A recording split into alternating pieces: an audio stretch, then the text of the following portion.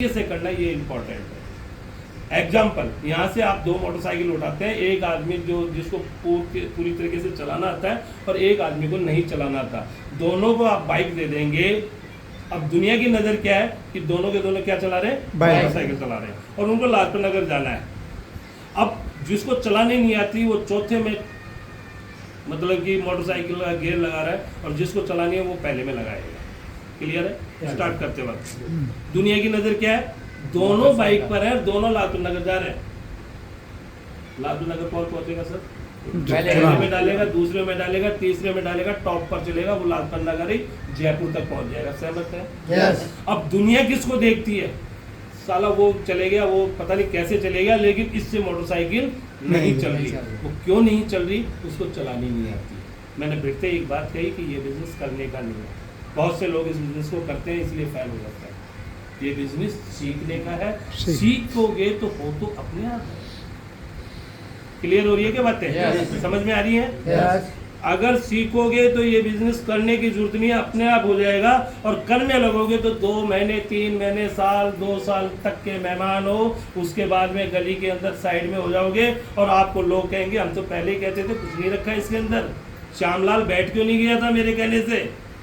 और अगर आपको श्यामलाल को जवाब देना है कि मेरे को कुछ करके दिखाना है तो इसको सीखना होगा। सीखना क्या है? प्लान देना सीखना है। आता है जी हमें?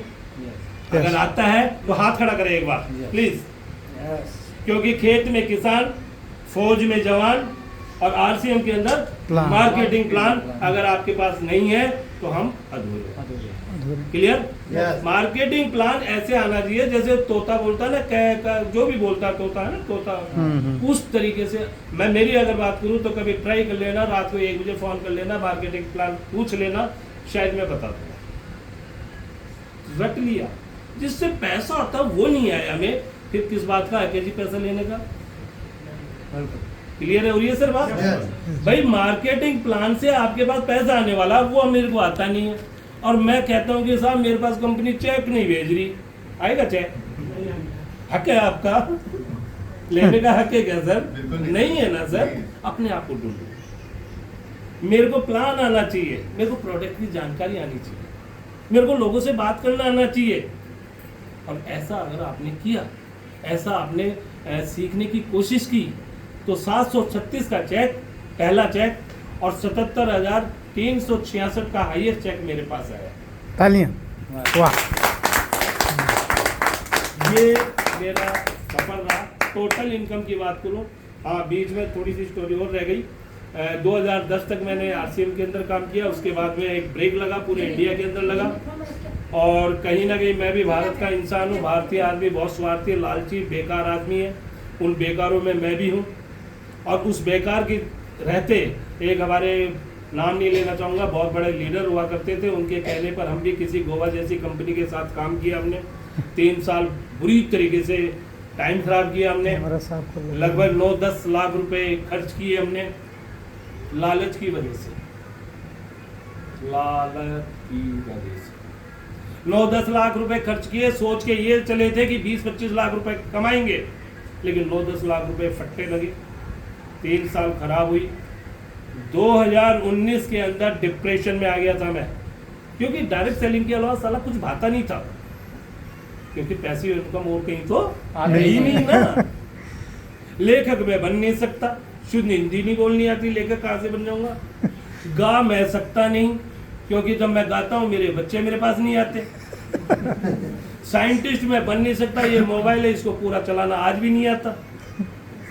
महसूस कर पा रहे हो बातों को? आपके साथ भी ऐसा होगा? जब ये तीनों काम मेरे को नहीं आते तो मेरे को तो पैसिव इनकम चाहिए। अब पैसिव इनकम तो इसमें मिलती है, अभी गुरुदेव ने बताया कि इसके अंदर मिलती है, और मैं भी जानता हूँ कि इसके अंदर मिलती है। लेकिन प्रभु दयाल सैनी साहब ने और आप जैसे सज्जन लोगों ने मेरे को बताया कि भाई साहब नमक खाने से भी पैसिव इनकम आती है। उसको जानना शुरू किया, समझना शुरू किया, गुरुओं की मीटिंग में बैठना शुरू किया, अपलाइन के पास बैठना शुरू किया, अपलाइन की बातों को मानना शुरू किया। मैम आपके लिए एक सीखने का पॉइंट, 2006 में पहला चेक 736 का आया था। मेरे को इसी तरीके से जैसे मैम को खड़ा किया, ऐसे मेरे को भी खड़ा किया गया था, बताने के लिए कि बता भैया तेरा नाम बता, तेरे पास माल आया वो बता। मैं मेरा नाम नहीं बताता, हकीकत बता रहा हूँ ये, तो मैं घबराऊंगा। आप थोड़ा सा बोलियो, मैं तो बोलना ही नहीं, आप बोले तो सही है ना, थोड़ा तो बोले ना, मैं तो बोला ही नहीं। जब मैं ना बोलने वाला आज आपको सुना रहा हूँ, तो आप थोड़ा सा बोलने वाले तो बहुत कुछ कर जाएंगे। तालियां हौसला बनाए। आज मैं इस बिजनेस ने मेरे को इस लायक बनाया कि आज अगर आप 5000 आदमियों को भी बिठा दोगे तो 1 घंटे तक उठने नहीं दूंगा, चाहे से उसके 1 नंबर आ रहा हो और चाहे से 2 नंबर आ रहा हो। ये ताकत किसने दी?